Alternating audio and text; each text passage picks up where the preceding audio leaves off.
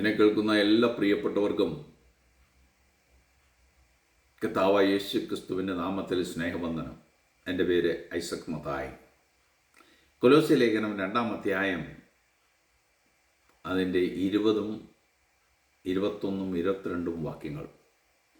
നിങ്ങൾ ക്രിസ്തുവിനോടുകൂടെ ലോകത്തിൻ്റെ ആദ്യപാഠങ്ങൾ സംബന്ധിച്ച് മരിച്ചു എങ്കിൽ ലോകത്തിൽ ജീവിക്കുന്നവരെ പോലെ മാനുഷിക കൽപ്പനകൾക്കും ഉപദേശങ്ങൾക്കും അനുസരണമായി പിടിക്കരുത്, രുചിക്കരുത്, തുടരുത് എന്നുള്ള ചട്ടങ്ങൾ കീഴ്പ്പെടുന്നത് എന്താ? ഇതെല്ലാം ഉപയോഗത്തിൽ നശിച്ചു പോകുന്നത് അത്രേ. സ്തോത്രം.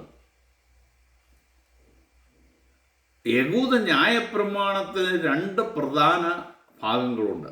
ഒന്ന് ധാർമ്മിക നിയമങ്ങൾ, അതായത് 10 കൽപ്പനകളും അതിനോട് ചേർന്നുള്ള നിയമങ്ങളും.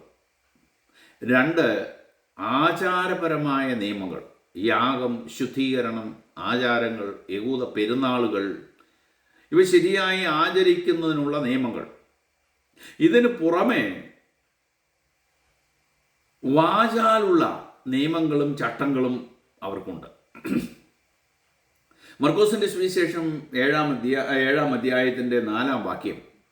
യെരുശലേമിൽ നിന്ന് പരീശന്മാരും ചില ശാസ്ത്രിമാരും അവൻ്റെ അടുക്കൽ വന്നുകൂടി. അവൻ്റെ ശിഷ്യന്മാരിൽ ചിലർ ശുദ്ധിയില്ലാത്ത എന്ന് വച്ചാൽ കഴുകാത്ത കൈകൊണ്ട് ഭക്ഷണം കഴിക്കുന്നത് അവർ കണ്ടു. പരീശന്മാരും യഹൂദന്മാരും ഒക്കെയും പൂർവികന്മാരുടെ സമ്പ്രദായം പ്രമാണിച്ച് കൈ നന്നായി കഴുകിയിട്ടല്ലാതെ ഭക്ഷണം കഴിക്കുകയില്ല. ചന്തയിൽ നിന്ന് വരുമ്പോഴും കുളിച്ചിട്ടല്ലാതെ ഭക്ഷണം കഴിക്കുകയില്ല. സ്തോത്രം. ഇങ്ങനെ പലതും പ്രമാണിക്കുന്നത് അവർക്ക് ചട്ടമായിരുന്നു.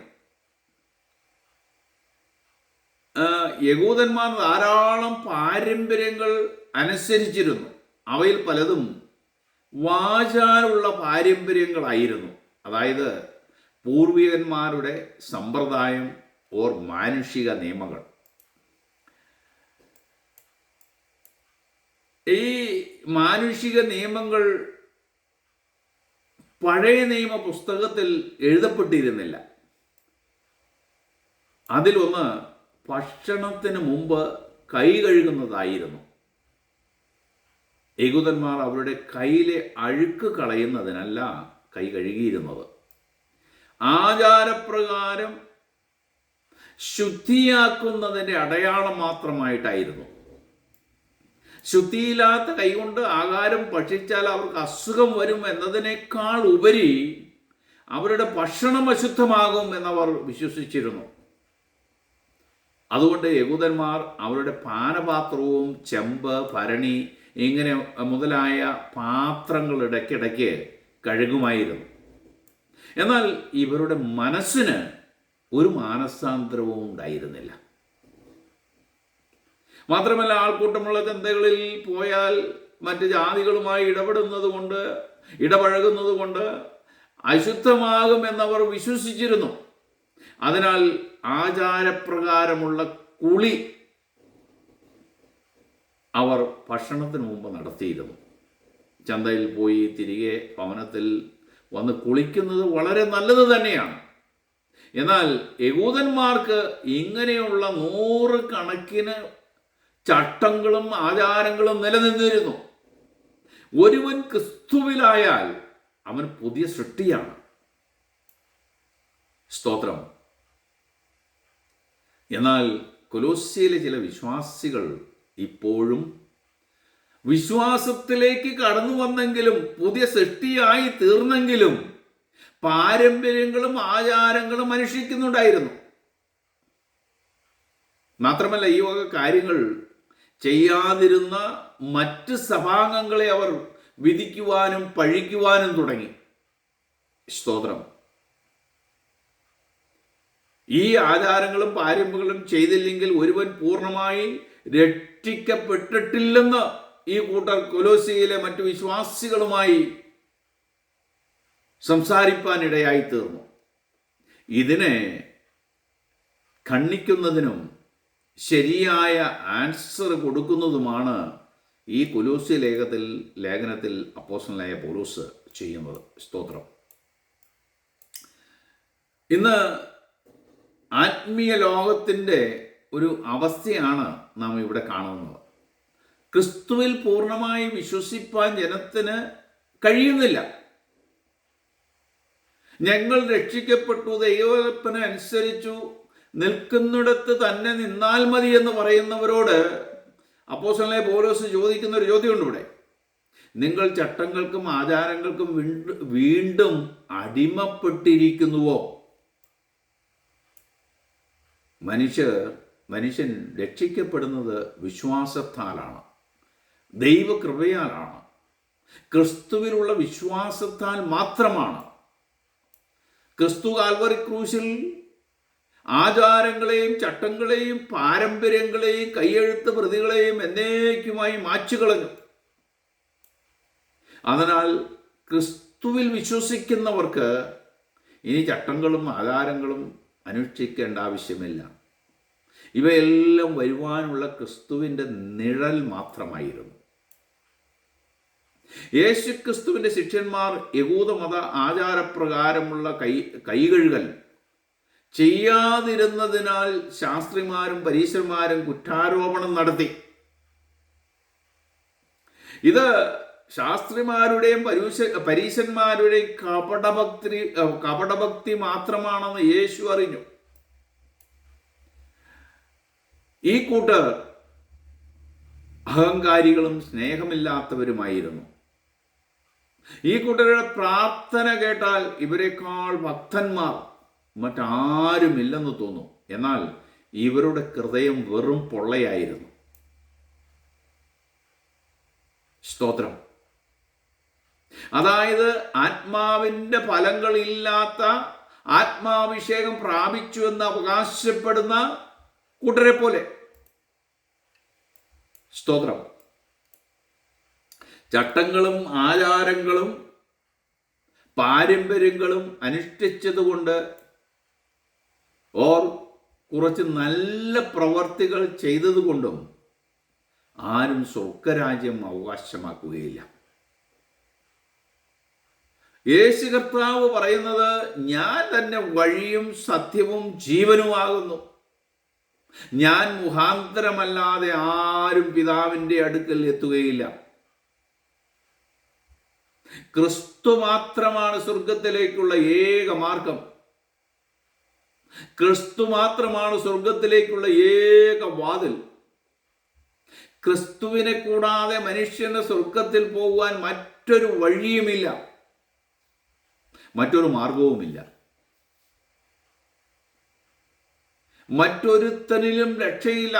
നാം രക്ഷിക്കപ്പെടുവാൻ ആകാശത്തിൻ്റെ കീഴിൽ മനുഷ്യരുടെ ഇടയിൽ നൽകപ്പെട്ട വേറൊരു നാമവുമില്ല.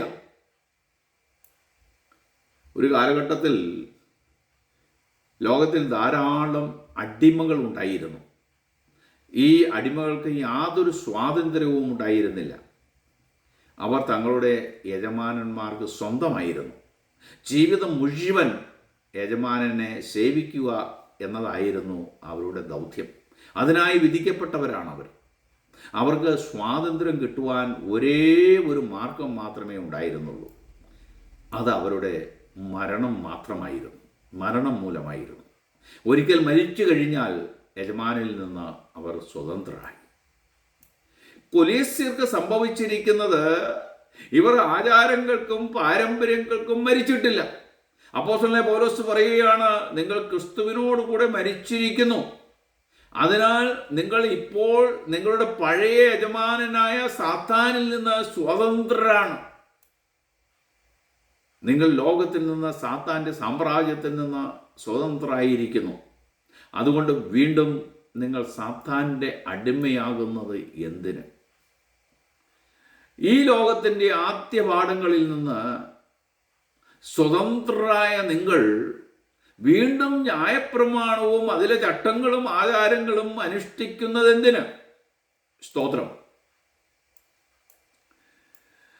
ഇന്ന് ആത്മീയ കോളത്തിലേക്ക് നാം നോക്കിക്കഴിഞ്ഞാൽ, ക്രിസ്തുവിൽ വിശ്വസിച്ച് അവൻ്റെ കൽപ്പനകൾ അനുസരിച്ചതിന് ശേഷം പഴയ മതത്തിൻ്റെ ചട്ടങ്ങളും ആചാരങ്ങളും വിട്ടുകളയാതെ രണ്ട് വള്ളത്തിൽ സഞ്ചരിക്കുന്നവർ ധാരാളമുണ്ട്. സ്തോത്രം. ഞാൻ പറഞ്ഞല്ലോ, ഒരുവൻ ക്രിസ്തുവിലായാൽ അവൻ പുതിയ സൃഷ്ടിയെന്ന്. പഴയത് പൂർണ്ണമായി കഴിഞ്ഞു പോകണം, എന്നാൽ കഴിഞ്ഞു പോയിട്ടില്ല ചിലർക്ക്. ഒരു വേർപാട് ക്രിസ്തു വിശ്വാസികൾക്കുണ്ടായിരിക്കണം. ചിലർ വിശ്വാസ സ്നാനം ഏറ്റതിന് ശേഷം അവരുടെ പിതാക്കന്മാർ സഭാ നേതാക്കന്മാർ എഴുതി വച്ചിരിക്കുന്ന ചട്ടങ്ങളും കൈയെഴുത്ത് പ്രതികളും പൊട്ടിച്ച് പൂർണ്ണമായി വെളിയിലേക്ക് വരുവാൻ കഴിയുന്നില്ല. ഈ കൂട്ടർക്ക് ഞങ്ങൾ വിശ്വാസികളാണെന്ന് പോലും പറയുവാൻ പേടിയാണ്. കാരണം അവരുടെ കൂട്ടത്തിൽ നിന്നും, അതായത് അവരുടെ ചാർച്ചക്കാരുടെ കൂട്ടത്തിൽ നിന്നും, അവരായിരിക്കുന്ന സമൂഹത്തിൽ നിന്നും മറ്റുള്ളവർ വേർപെടുത്തുമോ എന്നുള്ള പേടി. ഭീരുക്കൾ സ്വർഗരാജ്യം അവകാശമാക്കുകയില്ലെന്നാണ് വെളിപ്പാട് പുസ്തകം 21-ാം അധ്യായത്തിൻ്റെ 8-ാം വാക്യത്തിൽ പറയുന്നത്.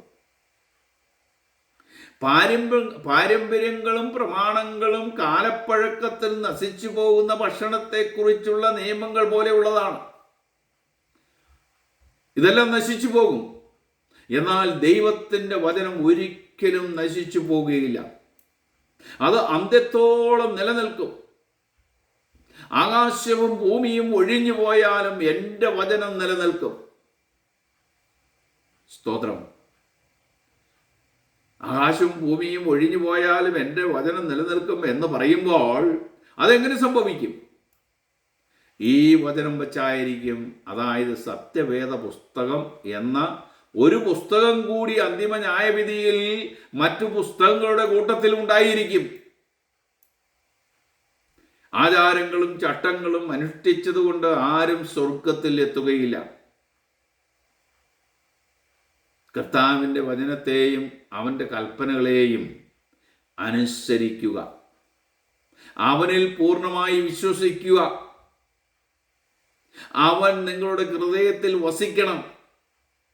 അവൻ മാത്രമാണ് സ്വർഗത്തിലേക്കുള്ള ഏക വഴി. അവൻ മാത്രമാണ് നിത്യജീവൻ നൽകുന്നത്. അവനിൽ ആശ്രയിക്കുന്നവർക്ക് സമാധാനമുണ്ട്. അവനിൽ വിശ്വസിക്കുന്നവർക്ക് നിത്യതയുണ്ട്. അവൻ സമാധാനത്തിൻ്റെ ഉറവിടമാണ്. യേശു കർത്താവ് മധ്യാകാശത്തിൽ എഴുന്നള്ളാറായി. ഉറക്കം വിട്ട് നാം ഉണരേണ്ട സമയം കഴിഞ്ഞിരിക്കുന്നു. നാം തന്നെത്താനെ ഒരുങ്ങുക മാത്രമല്ല, മറ്റുള്ളവരെ കൂടി ഒരുക്കേണ്ട സമയം കഴിഞ്ഞിരിക്കുന്നു. അതിനായി ഈ വചനം കേട്ട എല്ലാവരെയും ദൈവം ധാരാളമായി സഹായിക്കട്ടെ, അനുഗ്രഹിക്കട്ടെ എന്ന് പ്രാർത്ഥിച്ചുകൊണ്ട് എൻ്റെ വാക്കുകളെ ചുരുക്കുന്നു. God bless you all. മറ്റൊരു വീഡിയോയുമായി നമുക്ക് വീണ്ടും കാണാം.